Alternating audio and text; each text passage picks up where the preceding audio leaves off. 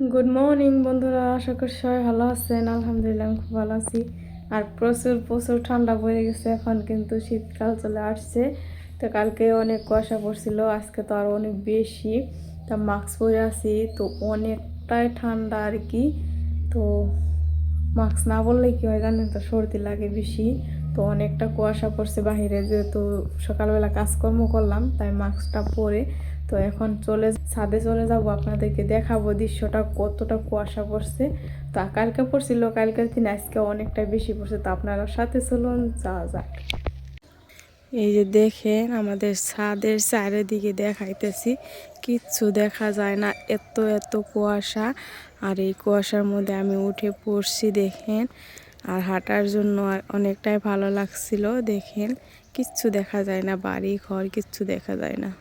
এখন কিন্তু 7:30 বাজে। দেখেন আরেকবার চলে আসলাম একটু এই বেলাটা দেখার জন্য। আর দেখেন কতটা সুন্দর লাগছে দৃশ্যটা। এখন তাহলে বেলা উঠতেছে, এখন 7:30।